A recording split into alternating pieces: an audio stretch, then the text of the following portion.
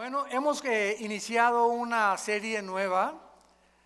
Dichosos sean ustedes porque aquí en Toluca comenzamos esta serie, o en la conferencia anterior, esta es la segunda parte, llamada La Creación y Dios. Esta serie va a cubrir, y no se pierdan todas las demás que vamos a ir compartiendo, se los digo sinceramente y con todo mi corazón, es una de las series más profundas que yo he compartido o que voy a compartir en las iglesias después de 41 años de ministerio. Tengo grabado casi todo el libro del Génesis, versículo por versículo, lo pueden pedir si no lo tienen disponible. Tenemos Números, Éxodo, he grabado todo el Apocalipsis, las 100 conferencias de Apocalipsis. Y en este estudio que quiero hacer de la creación de Dios, simplemente y únicamente vamos a estudiar los primeros 2 capítulos del Génesis. En otras palabras, los 6 días de la creación y desde luego el 7º día del descanso de Dios. Sin embargo, ahora que he estado estudiando esto con mucho más profundidad, vamos a meter en el primer capítulo y el segundo capítulo del Génesis microscopio. Ya no vamos a ver superficialmente esto, sino que lo vamos a ver ni con lupa tampoco, lo vamos a ver con microscopio. Y ustedes no tienen la menor idea de las riquezas que se encuentran nada más en estos primeros 2 capítulos del libro que en hebreo se llama, si lo quieres apuntar, Bereshit, con B de burro, S-H al final. Bereshit, que significa genao en el griego y en español orígenes. Entonces la palabra genao, de donde viene la palabra género, y Génesis significa orígenes. Entonces el libro del Génesis es un libro que trata sobre los orígenes del universo, cómo comenzó la creación, de dónde venimos nosotros, cómo fue hecho el universo, si fue medido, qué cosa usó Dios para el universo, quiénes somos nosotros, hacia dónde nos dirigimos. Y en la primera conferencia, para hacer un resumen breve, vimos claramente que como el ser humano no tiene más que la ciencia y la brujería, el ser humano solamente tiene como recursos la ciencia para poder tratar de buscar y descubrir el origen del universo.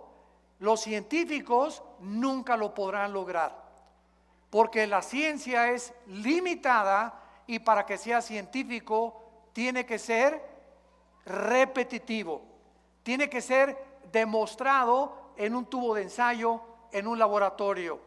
La ciencia, los científicos observan los fenómenos, toman notas y lo tienen que comprobar. Entonces es imposible que por medios naturales, es imposible el ser humano pueda decir el universo comenzó de esta manera. Y como es imposible, también se han inventado teorías, se han inventado hipótesis, como por ejemplo la teoría del Big Bang, que dice la gran explosión, pues el universo comenzó con una gran explosión. Y cuando comenzamos nosotros a pensar, a usar la mente que Dios nos ha dado, comenzamos a preguntarnos quién produjo esa explosión, porque la nada no produce nada. Entonces, si una explosión tuvo que tener un origen para esa explosión, ¿qué fue ese origen que originó la explosión? Número 1. Número 2, de acuerdo a las leyes de la física, la primera y la segunda ley de la termodinámica establecen claramente: nada se crea ni se destruye, solo se transforma, y el universo se encuentra en un estado de corrupción, de descomposición, de cambio. El sol está perdiendo millones de toneladas más a cada segundo. Tú estás envejeciendo celularmente, nuestro carro envejece, los edificios envejecen, el universo está envejeciendo. Hay millones de estrellas que ya han desaparecido, pero que nos sigue llegando la luz de esas estrellas, aunque ya desaparecieron. Esto lo establece la segunda ley de la termodinámica. Entonces, de acuerdo a las mismas leyes físicas, es imposible que el universo haya comenzado de la nada, porque la nada no produce nada. Entonces, encontramos que las mismas leyes físicas contradicen lo que se ha especulado que es y se considera una teoría. Otra de las contradicciones tan grandes que existen, ¿verdad?, es que pues nosotros, como no sabemos quién fue primero, hombre o mujer, cómo comenzó la raza humana, pues se inventó también el pobre Carlos Darwin. Yo de veras tengo compasión por Carlos Darwin. Me acuerdo cuando leí su famoso libro, El origen de las especies. Si tú lees El origen de las especies, Darwin nunca, dile a tu maestro, aseguró ni confirmó lo que él escribió como un carácter especulativo, que nosotros éramos el resultado de una evolución fortuita y accidental. Si Darwin, escúchame muy bien, si Darwin hubiera conocido las leyes de la genética que se descubrieron hasta 1954, Darwin, creo que era un hombre honesto, no hubiera sostenido ni hubiera imaginado que venimos de los animales, que todo fue el proceso, que el camello se convirtió en un dinosaurio, la jirafa se convirtió en un león, los perros se convirtieron en tigres, los leones se convirtieron en hipopótamos, porque en 1954 dos científicos en medicina, el doctor Watson y el doctor Crick, se les da el premio Nobel de Medicina por descubrir la hélice del ADN.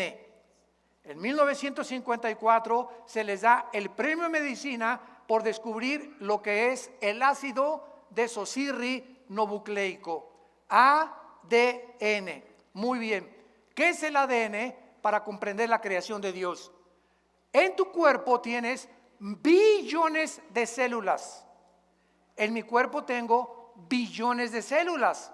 Y dentro de cada una de estas células existe un código genético hereditario, donde está escrito en este código microscópicamente condensado como un software, para usar el idioma cibernético del siglo XXI.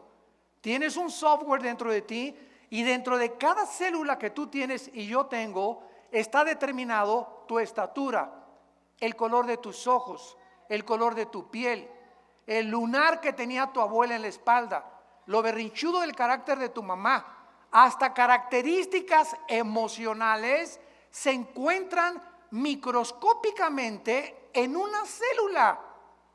De ahí viene la famosa clonación, que es tratar de sacar el núcleo de una célula, introducírselo a otra para reproducir a un ser humano, que es absolutamente una abominación delante de Dios. Pero gracias a esa información que nosotros tenemos, una célula de una oveja produce ovejas. Mis células jamás producirán changos, ni las células de los changos producirán camellos, ni las de las jirafas producirán hipopótamos. Y cuando se descubre el ADN, el 62%, escúchenme muy bien, de los científicos que se decían ateos se arrepintieron. No estoy hablando del arrepentimiento bíblico de aceptar a Jesucristo. Se arrepintieron de decir: nos hemos equivocado, porque es imposible física, biológica y genéticamente que el ser humano sea el resultado de una evolución accidental y fortuita. ¿Por qué? Porque para que haya una evolución demostrada, tiene que haber el cambio de una mutación a otra mutación. Jamás se ha descubierto una mutación de un perro a un gato, ni ha habido un cambio en los genes ni en el ADN de un perro para que sea un gato o para que sea un rinoceronte. Entonces, las leyes de la genética impiden la evolución. Las leyes de la termodinámica impiden la evolución. ¿Por qué? Porque la evolución dice que vamos de menos a más, y la Biblia dice que vamos de más a menos. O sea, cada vez más nos degeneramos, cada vez más el universo se descompone. No comenzó el universo de más a menos, sino comenzó de más a más, de menos a más, como dicen los evolucionistas. Entonces, y las leyes de la biología, los aminoácidos, si tú eres bióloga o biólogo, son los ladrillos de la vida. Y los aminoácidos impedirán, han impedido y siguen impidiendo la evolución. Entonces nos encontramos con científicos que se enfrentan a la misma ciencia, a la biología, a la física y a la genética, que los arrinconan, pero que mantienen su posición intelectual por la soberbia, por no querer reconocer las mismas evidencias que la misma ciencia nos está ofreciendo, y Dios ha permitido que se descubran todas estas cosas científicas y tecnológicas para que el ser humano en el siglo que vivamos no tenga excusa de su ateísmo, de su escepticismo o de su ateísmo, ¿verdad? Porque ya un ateo no puede decir, como dijo Carlos Sagan, el astrónomo ateo del siglo XX cuando murió, es que si Dios nos diera más evidencias de que Él existe, yo creería en Dios. Por el amor de Dios, Carlos Sagan, no sabemos dónde se encuentra, ya se murió, pero por favor, la genética te demostró casi 50 años antes de que tú murieras que es imposible que el ser humano sea creado o el proceso de una evolución. Entonces la ciencia pues no ha podido regresar y explicarnos eso, y tenemos otro recurso secular que es la brujería, el ocultismo, los magos, los astrólogos. Es que si yo soy Géminis, pues tú eres Virgo, no nos llevamos, y de alguna manera mis horóscopos me dicen que hoy no compro y no compro. Hemos llegado, teniendo una mente y una razón que Dios nos usó, que Dios nos dio para usarla, hemos llegado a comportarnos como seres irracionales. ¿Cómo es posible que siendo racionales lleguemos a creer que la luna y el sol y Júpiter y la posición de los astros determinen mi conducta? O sea, somos personas determinadas, no autodeterminadas, sujetos a la influencia de los astros. Imagínense a dónde hemos llegado diciendo que somos sabios, se han convertido en necios. ¿Y todo por qué? Porque estamos buscando de dónde venimos. Hay un propósito para vivir, hay una razón para vivir, realmente por qué existo, de dónde vengo. Otra de las más grandes abominaciones del siglo XXI es el famoso transgénero. ¿Qué dice la genética? Por el amor de Dios, vamos a cerrar la Biblia, vamos a las leyes de la biología, que las mujeres tienen 2 cromosomas XX, el hombre tiene XY. Cuando mi papá se reunió con mi mamá para parirme, el cromosoma Y de mi papá fertilizó el óvulo de mi mamá X y nací varón. Y todos los que somos varones tenemos un cromosoma que las mujeres no tienen. Y cuando tú eres mujer es porque tu papá, cuando tuvo relaciones con tu mamá, el cromosoma X de tu papá fertilizó el X de tu mamá y naciste mujer, naciste princesa y reina. ¿Cómo que no? ¿De dónde venimos? Estamos en el siglo XX, damas y caballeros, y se está enseñando que si un niño se quiere vestir de princesa y una niña se quiere vestir de soldado y de Rambo, les demos oportunidad porque tienen el derecho, imagínense, tienen el derecho de escoger su género cuando lo que determina nuestro género es la biología. Tú eres hombre por las cromosomas que tienes y tú eres mujer por las cromosomas que tienes. Así nos diseñó Dios. Entonces, si tú quieres cambiar tu papel o los elementos cromosómicos de tu naturaleza, ¿qué estás haciendo? Atentando contra la naturaleza. Dejemos a un lado la Biblia. Estás rechazando las leyes naturales por las cuales tú fuiste creado y naciste. Y tratando de cambiar tu identidad. Por eso el 63% de las personas que han querido operarse y volverse mujeres u hombres se han suicidado. ¿Me escucharon? El 62%, damas y caballeros, de los que han querido cambiarse el transgénero se suicidan. No soportan después tener otra identidad, se engañaron completamente. Y hay una lucha emocional y mental impresionante, porque dentro de tu alma tú sabes que eres hombre, tú sabes que eres mujer y quieres cambiar eso. Chocas contra la naturaleza y viene un problema mental. De ahí viene lo que clasificaron los psicólogos como múltiples desórdenes de la personalidad, esquizofrenia, sociopatías, psicosis, paranoias, que son únicamente problemas mentales que los seres humanos se han provocado por luchar contra la naturaleza y contra las leyes de Dios. Jesús vino a darnos vida y vida en abundancia. Jesús vino a alumbrarnos y a mostrarnos que no venimos de la nada, que fuimos creados a su imagen y semejanza, que somos agentes morales responsables de nuestras acciones y que si nosotros le escuchamos y le obedecemos, vamos a conocer el significado verdadero de vivir.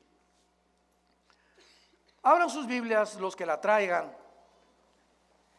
En el libro de Job, capítulo 38, y vamos a ver nosotros que hace más de aproximadamente 5,000 años, porque el libro de Job es tan antiguo como el libro del Génesis. El libro de Job fue escrito en tiempos de los patriarcas. Y el libro de Job es el libro que contiene más evidencias científicas.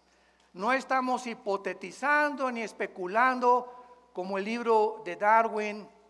A lo mejor, chance y, no estoy seguro, puede que. Es un lenguaje que no es nada científico. El libro El origen de las especies, que te han lavado el cerebro en la universidad, estudiante que me escuchas, para decirte que es un libro científico. Tiene todo menos científico. Son solamente postulaciones, tesis que jamás se llegaron a comprobar ni se han comprobado.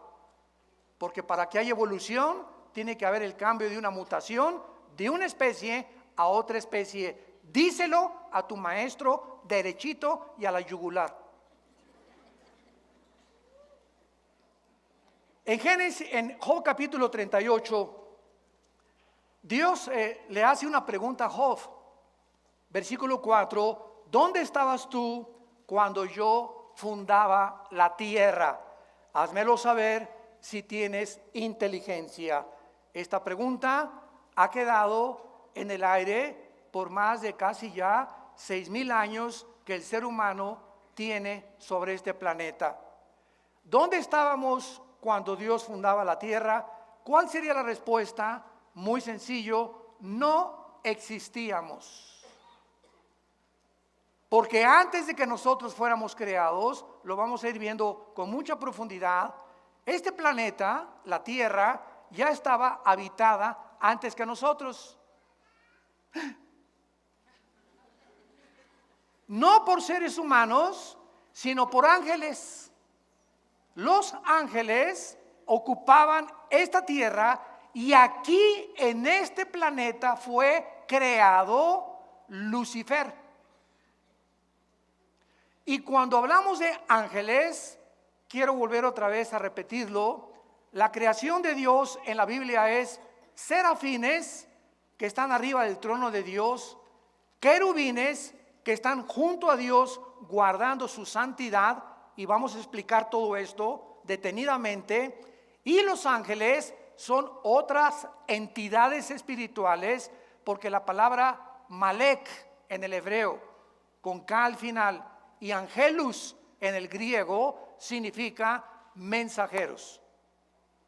Entonces, los querubines no son ángeles, los serafines no son ángeles, son otra especie de creación espiritual de Dios.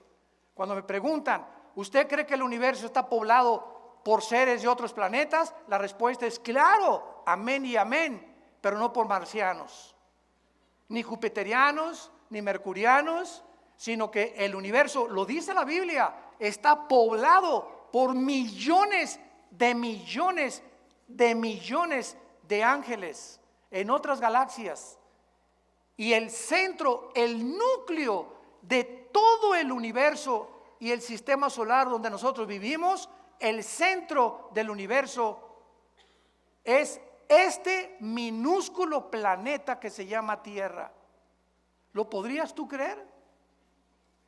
Que hay estrellas que son 1.000.000 de veces, escucha lo que te digo, más grandes que el Sol. Para que tengas una idea, el Sol es 1.000.000 de veces más grande que la Tierra. O sea, dentro del Sol cabrían 1.000.000 de planetas Tierra. Para que tengas idea de la grandeza del Sol. Y hay estrellas 1.000.000 de veces más grandes que el mismo Sol. Y la Tierra, este minúsculo y aparentemente inofensivo y completamente marginado planeta, de los más chiquitos que hay, ahí escogió Dios venir a tener el inicio de la creación, por lo cual la Biblia comienza en Génesis 1:1, en el principio Dios creó los cielos y Marte. ¿Dice eso? Dios creó los cielos y el objeto de la reflexión de Dios y el objeto a donde Dios nos quiere llevar es mostrarnos desde el principio de la Biblia que este planeta no solamente es especial, sino, escúchame bien, en los próximos años, este planeta, Dios que habita ahorita en el tercer cielo, va a bajar como cuando estuvo en el huerto del Edén. Adán y Eva caminaban con Dios en el huerto del Edén. Dios caminaba con ellos en el huerto del Edén. Dios como forma humana caminaba con ellos y platicaba con ellos.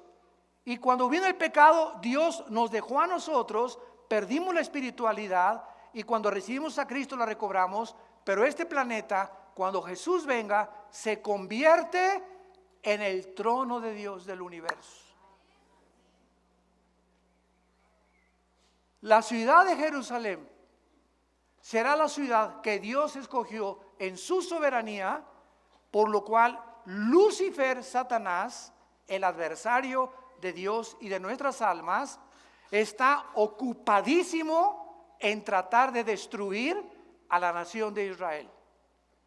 Pero como la mayor parte del mundo, periodistas, conductores, analistas políticos, científicos, están ciegos a este libro, a la Biblia, y no ven más allá de lo que la Biblia dice, no entienden el conflicto espiritual que la Biblia nos muestra de por qué Hitler, los nazis, los quisieron destruir. Cuando los nazis teniendo guerra contra Rusia, contra José Stalin, Winston Churchill en Inglaterra y los americanos, Hitler se olvidó de Rusia, de Inglaterra y de Estados Unidos y se volvió contra un grupo étnico de judíos que no tenían armas, ni nación, ni ropa, ni dinero, con odio jarocho. Y los escritores, se leen como 8 biografías de los nazis y de escritores que no se explican por qué Hitler odiaba y se olvidó de la misma guerra que tenía con sus verdaderos enemigos para concentrarse en acabar con este grupo étnico a través de campos de concentración y matarlos de hambre, ahogarlos en el gas. ¿Por qué? No le hacían nada. Todo el mundo se pregunta, pero ¿cuál era el enemigo que él podía percibir o vislumbrar con los judíos? Solo la Biblia lo explica.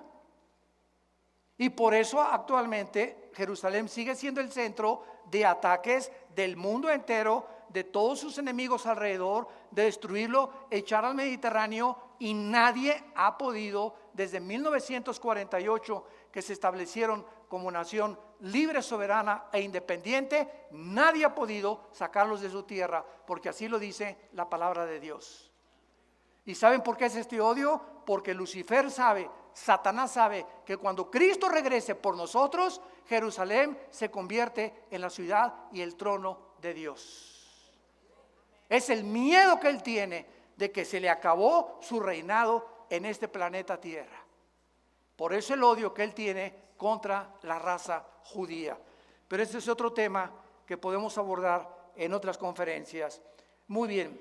Y aparte aquí en Job capítulo 38, el capítulo que abrimos, después de que Dios le pregunta a Job que dónde estaba, y Dios cuando hace una pregunta, su sabiduría se encuentra detrás de los cuestionamientos que nos hace para ubicarnos en la perspectiva en la que debemos estar ubicados.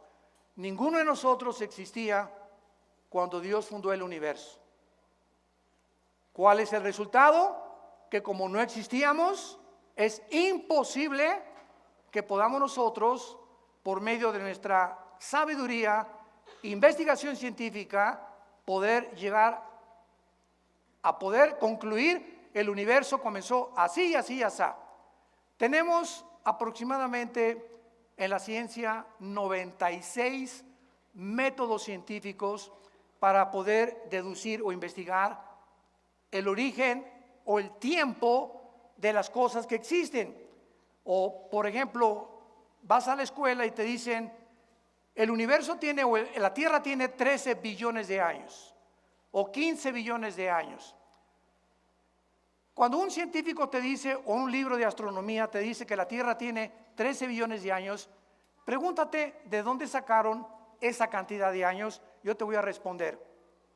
De los 96 métodos científicos que existen, hay 3 que están usando que se llama, 1, el carbono 14, 2, el potasio argón y 3, la radiactividad. Muy bien, el carbono 14, que es el más aproximado para poder averiguar la edad de un fósil, de una piedra, es aproximadamente con un margen de error de 2 a 3 billones de años. O sea, ninguno de los métodos científicos son exactos, son aproximados. Muy bien, si los científicos dicen que a través de los métodos que la geología ha podido investigar, la Tierra tiene 13 a 15 billones de años, ¿no contradice la Biblia? ¿Por qué no la contradice? Porque la Biblia no dice cuántos años tiene la Tierra cuando fue fundada. Y yo creo que la Tierra tiene, el planeta Tierra tiene billones de años. Estoy de acuerdo con eso. El ser humano tiene 6,000 años de historia. Eso es lo único que es dogmático. El ser humano no tiene más de 6,000 años viviendo en este planeta. ¿Cómo lo sabemos? Por las genealogías que existen desde el libro de Adán hasta el Apocalipsis.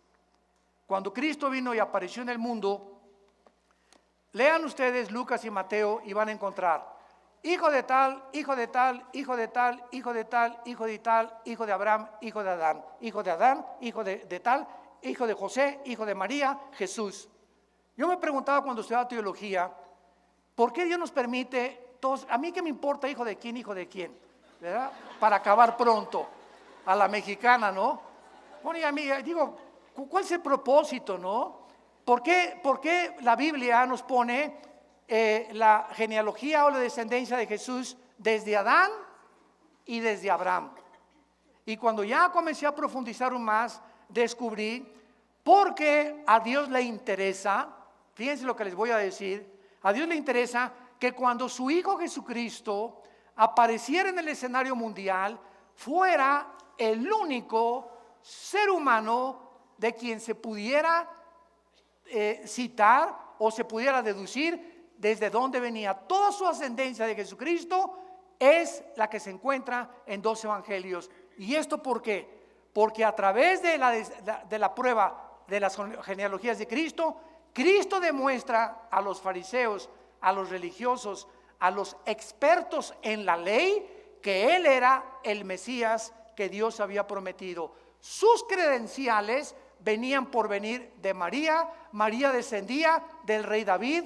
David descendía de la tribu de Judá. De la tribu de Judá descendía Isaac. Isaac descendía de Abraham. Abraham descendía desde Adán. Y esto lo prueba la Biblia para demostrar que Jesús no es Buda, no es Mahoma, no es Mahatma Gandhi, no es Walter Mercado, no es Confucio. Él es mi Hijo bien amado, en quien tengo toda mi complacencia. Cuando fue bautizado, fue la voz que se oyó: es Jesús. Él es. No sigas a Mercado, no sigas a Buda, no sigas a Confucio. Son hombres altruistas, son hombres que de alguna forma fueron buenos de acuerdo a nuestra calificación y nuestra perspectiva, pero no eran el Hijo de Dios. No eran los que tenían toda la sabiduría del mundo, no eran los creadores de la vida. Es Jesucristo, el que celebramos ahora en Navidad, el que es realmente y vino a darnos la vida eterna. El que dijo: yo soy el camino, la verdad y la vida. Yo antes de ser cristiano, ustedes lo saben, yo era ateo, comunista. No tenía otra, estaba decepcionado de la religión que mis padres me heredaron. Quería ser cura a los 12 años, me corrieron a los 6 meses. Cuando descubrí que me gustaban las mujeres, porque me habían dicho que tenía que hacer el voto del celibato. A los 13 años estuvimos, mis hermanos y yo, en colegios lasallistas, y pues nos mandaron al seminario, vivíamos en Acapulco, y me dijeron una noche, nos juntaron a todos los que estábamos ahí en el noviciado, que ustedes tienen que enterarse que cuando sean ordenados van a tener que hacer el voto del celibato. Y le pregunté: perdón, ¿qué es eso? Que ustedes no se pueden volver a casar, o no se pueden casar nunca. Y esa noche me acuerdo que vi una güerita pasando ahí por el seminario, se parecía a mi esposita linda, hermosa, prichocha. Y le hablé a mi papá el otro día y soñé con ella, ¿cómo es Dios, no?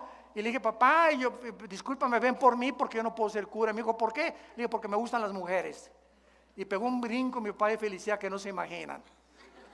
Él tampoco quería que yo abrazara el sacerdocio, y pues me decepcioné y dije: no, aquí todo el mundo, ¿verdad? Aquí no hay verdad ni en ningún lado. Y pues nos fuimos al extremo, al comunismo, al ateísmo, al escepticismo, a luchar contra todo lo que es autoridad. El Che Guevara tenía una foto grandísima, como de 2 metros arriba de mi cama, me ponía la boina del Che Guevara. Era la época de los 70s, los 80s, etcétera, etcétera, hasta que me encuentro con Jesús. Aquel que estaba colgado en nuestra casa en una cruz, en un crucifijo, aquel que jamás abrimos, ni mis padres la abrieron por su ignorancia, tal vez sincera, la Biblia. Cuando llegaba un cura a la casa, tenía un candado, nuestra Biblia, arriba del piano, y el cura tenía la llave, y él solamente al llegar cada sábado que mi papá lo invitaba a comer, la abría y nos permitía, con su permiso, leerla. Estaba vetada completamente. Hasta 1962, damas y caballeros, 1962, el Segundo Concilio Vaticano. Uno de los mejores papas que ha habido, Juan 23, le decían el gordito bonachón. Juan 23, por primera vez desde el año 350 que Constantino cierra la Biblia y absorbe el cristianismo, hasta 1962, se le dio permiso al pueblo de leerla. ¿Virgen? ¿De dónde? No encuentro el nombre. Y Juan 23 abre la Biblia y Chihuahua, cuánto apache. Y manda Juan 23 quitar las estatuas de las iglesias, manda quitar el latín, porque era en latín en que se daba la iglesia. Tú entrabas, no sabías ni de qué se trataba la onda. Entrábamos, párense, siéntense, incienso, ahí está Dios, salió de Dios, viva Zapata. Porque nos enseñaron que Dios estaba confinado a ese edificio. Y entonces, ¿verdad? Pues es una ignorancia tremenda por desconocer la Biblia. Hasta que cuando mi hermano a mis 25 años me comenzó a hablar de Jesús y me dio el Evangelio de San Juan, no se imaginan, bueno, fue una revolución en mi vida. Porque yo le pedía al Dios que yo no sabía que existía. Sabía que si había alguien, yo quería saber quién eres tú. Y le gritaba en las noches: ¿dónde estás? Si existes, dime quién eres tú, y voy a creer en ti. Y cuando mi hermano me dice: es Jesús el que tú estás buscando, y encontré el final de mi búsqueda, supe que había llegado al final de mi camino. Era el final de mi camino anterior y el principio de una nueva vida en Cristo Jesús. Muy bien. Dice aquí en el libro de Job que acabamos nosotros de abrir ahorita, que no solamente Dios hizo estas preguntas que no tienen respuesta desde la perspectiva humana, sino que también dice Dios y le pregunta, vean ustedes los signos de interrogación, versículo 5, Job 38. La segunda pregunta es, ¿quién ordenó sus medidas? Si lo sabes. ¿O quién extendió sobre ellas cordel? Esto es interesantísimo porque el planeta Tierra tiene peculiaridades que permiten y facilitan la vida humana y la vida de los animales, de los peces y de las aves, gracias a las medidas que tiene, a la distancia que tiene del Sol y al movimiento que tiene sobre su eje de rotación y de traslación alrededor del Sol. Escuchen esto, de acuerdo a los astrónomos y a los científicos, la Tierra tiene una inclinación exacta de 23 grados y medio. La Tierra tuviera 1 grado a la derecha, 1 grado a la izquierda, se congelarían los polos, no habría vida, no sería posible la vida. Al mismo tiempo la Tierra tiene un movimiento sobre su eje de 24 horas. Y al mismo tiempo que la Tierra gira uniformemente 24 horas, ahorita estamos moviendo, si no lo sentimos, por las fuerzas centrípetas y las fuerzas nucleares y las fuerzas que existen cósmicas, no sabemos que está moviéndose la Tierra, pero estamos girando en la Tierra, se traslada alrededor del Sol en diferentes distancias. Esto hace la primavera, el verano, el otoño y el invierno.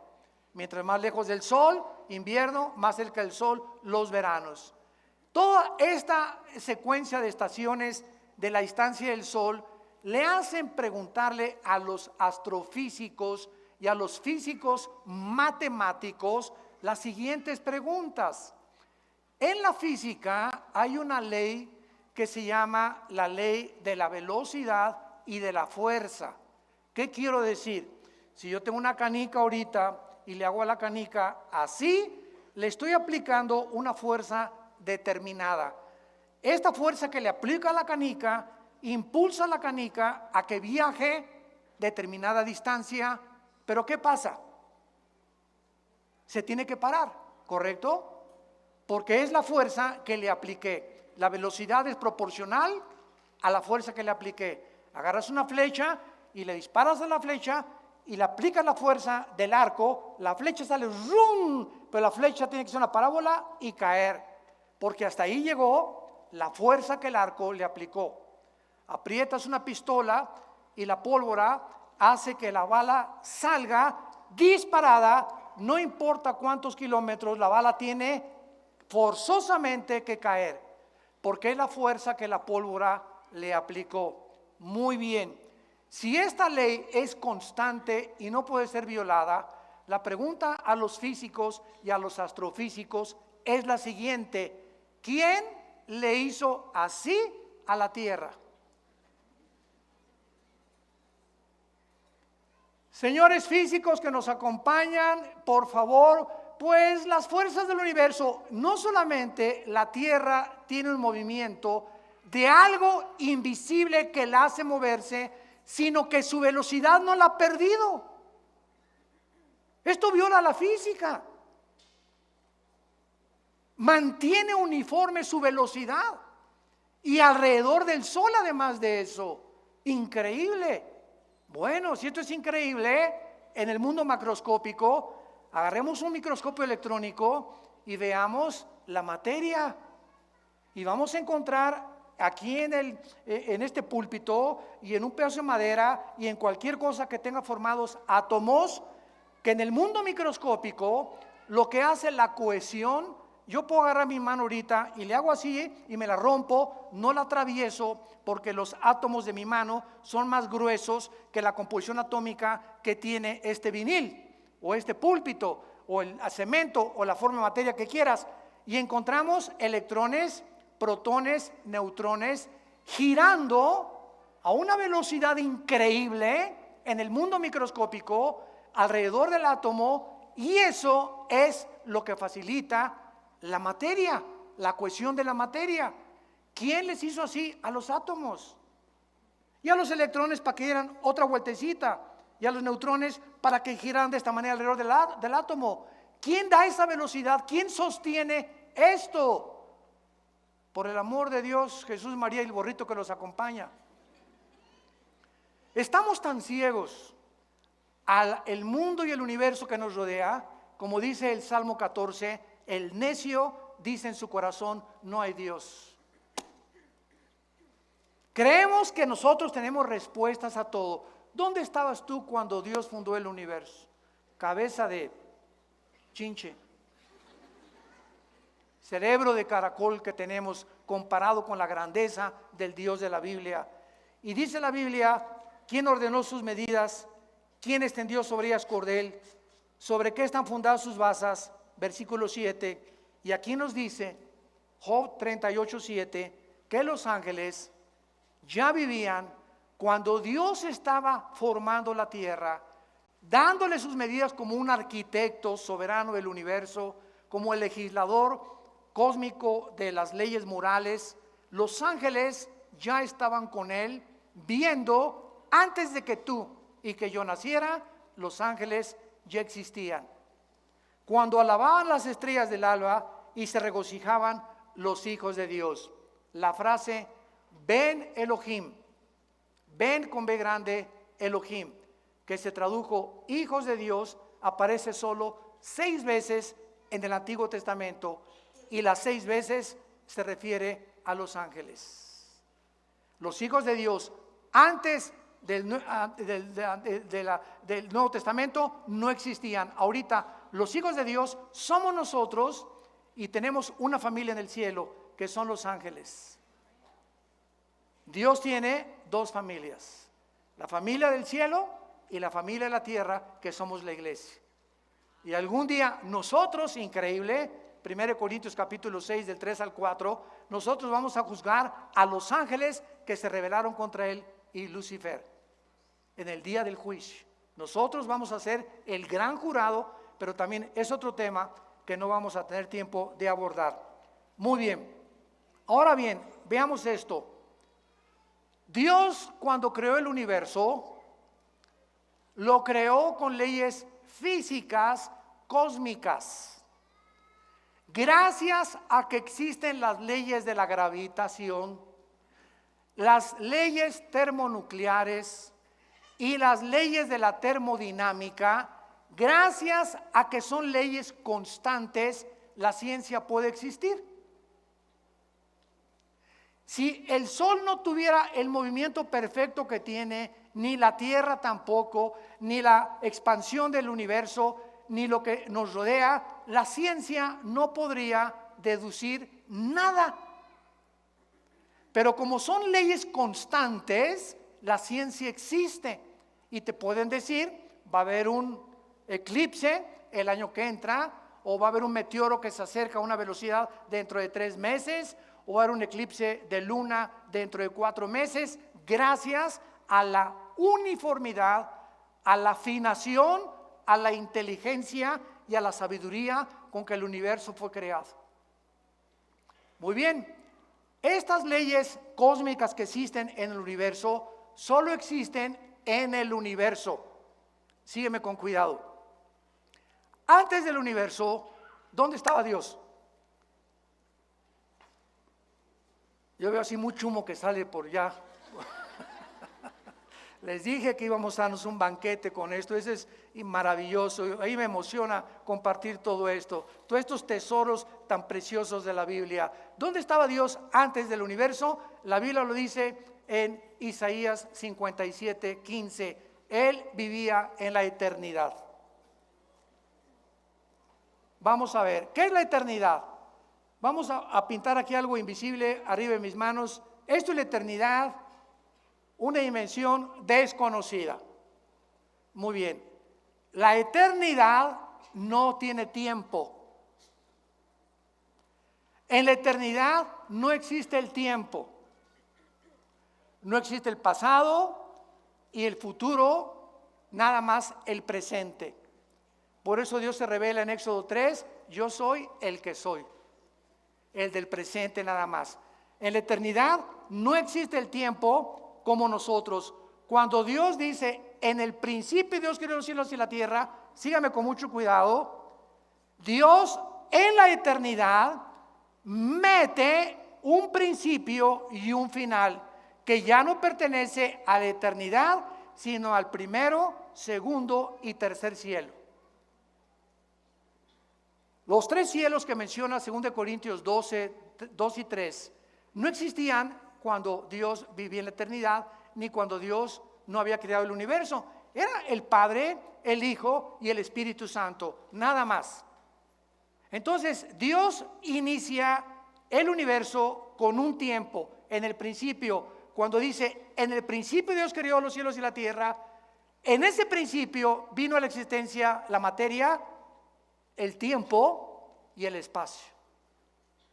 Pertenecen al principio del tiempo y vamos a tener un final. Ahora bien, nosotros los seres humanos estamos encerrados en un universo de 4 dimensiones: alto, bajo, ancho. Y Alberto Einstein, 1943, concluye y postula su famosa fórmula E igual a mc al cuadrado, que significa la energía es igual a la masa por la velocidad de la luz al cuadrado, y se establece el tiempo física, astronómica y científicamente como la 4ª dimensión. Y ahora el mundo científico acepta que el tiempo forma parte de las 4 dimensiones donde tú y yo vivimos. Pero como Dios es eterno, Él está fuera del tiempo, ¿correcto? Él está fuera de nuestras dimensiones, porque estas 4 dimensiones no existen en la eternidad. Y esta es la razón por la cual este libro que tengo en mis manos, señores ateos, escépticos y agnósticos que nos visitan, este libro que tengo en mis manos es un libro hiperdimensional. ¿Qué quiere usted decir? Lean Apocalipsis. ¿Cuándo fue escrito Apocalipsis? ¿Hace 2000 años? ¿No? ¿Verdad? ¿O no? No se queden callados, échenme porras, hombre. No me dejen solo. Claro que sí, fue escrito hace 2000 años por el apóstol Juan. Y el apóstol Juan hace 2000 años es sacado de su cuerpo y trasladado en el tiempo 2000 años y escribe hace 2000 años lo que ya sucedió y lo que no ha sucedido. Juan escribe y vi al anticristo y vi al falso profeta y cayeron las trompetas, y él escribe en el Apocalipsis todo como si ya hubiera sucedido, porque él lo vio. Pero al mismo tiempo lo que él escribe antes y en el futuro no ha sucedido en el presente. ¿Cómo te explicas eso? Esto es lo que significa la hiperdimensionalidad. Como Dios es y trasciende todo, para Dios 1000 años es un día es 1000 años para Dios. El tiempo para Dios no existe como existe para todos nosotros. Otro ejemplo, si tú fueras una mosca, ¿sabes cuánto tiempo vivirías? 24 horas. Y esas 24 horas de la mosca tal vez le parecieron 500 años. Porque el tiempo para la mosca no pasa igual que el tiempo para ti. Si tú tienes un perro, nosotros tenemos 2 perros grandanés que parecen caballos, que son por cierto de mi hijo Caleb, ¿verdad? Los perros duran 10 a 12 años igual que los caballos. Yo tuve caballos y un caballo de 8 o 10 años ya está viejo. Entonces tenemos ahorita un gran danés de 6, 7 años que en equivalencia a la edad humana tiene como 60, 70 años de edad. ¿Por qué? Porque para los perros 7 años son 60 años y para nosotros, para la mosca, son 24 horas. ¿Me van siguiendo?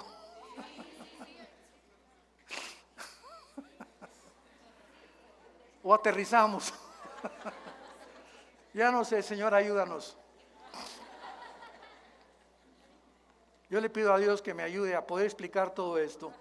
Y a veces no hay las suficientes palabras para poder explicarlo. Pero en 2, 3 años lo vas a entender. Muy bien. Entonces, el tiempo no existe en la eternidad porque es otra dimensión. Y Dios, para Él 1000 años es un día es como 1000 años. Para la mosca son 24 horas, que a lo mejor son 500 años. Para los animales, perros y caballos que tienen el mismo tiempo también es lo mismo. El que más dura es la ballena, por ejemplo. La ballena puede durar 80, 100 años, una ballena. Entonces, así todos los animales tienen su dimensión. Los peces en el agua tienen también su dimensión, y ellos viven en una dimensión donde ellos no creen que existe nuestra dimensión, y nosotros los estamos viendo todos los días. Y los peces completamente, ¿verdad?, inadvertidos, inconscientes de que hay otro mundo. Si se preguntara un pececito al otro: hola, ¿cómo estás? Y no, no, pues nada más aquí estamos nosotros. Ahí viene la ballena, ahí viene el tiburón. Pero nunca se van a imaginar que hay otra dimensión fuera del agua, que somos nosotros y que los observamos.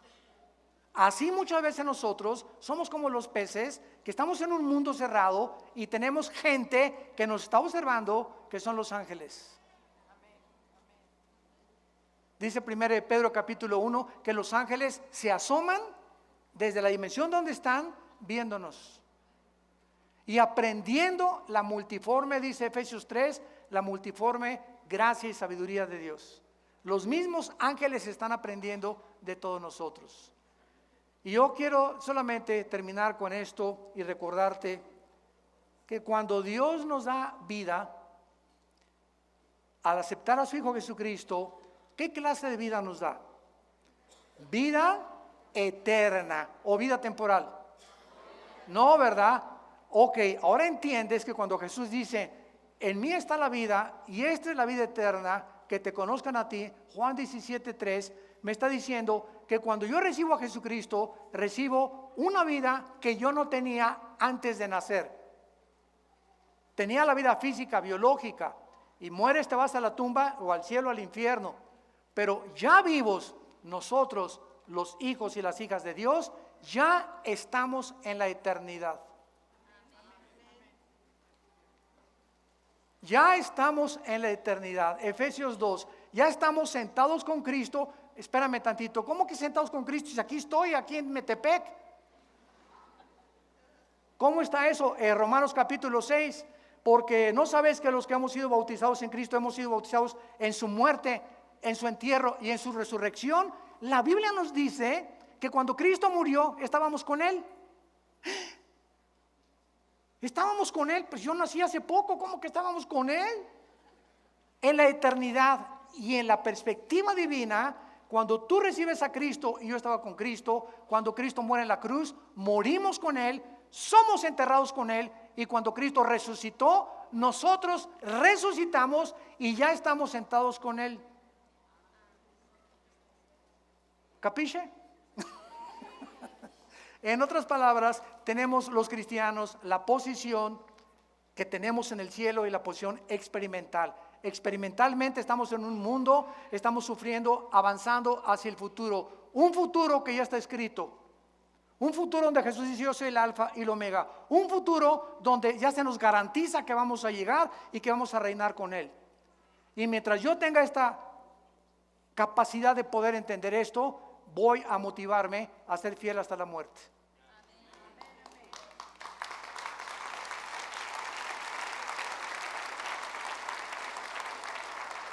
Padre, te damos gracias en esta tarde por las maravillas de tu ley.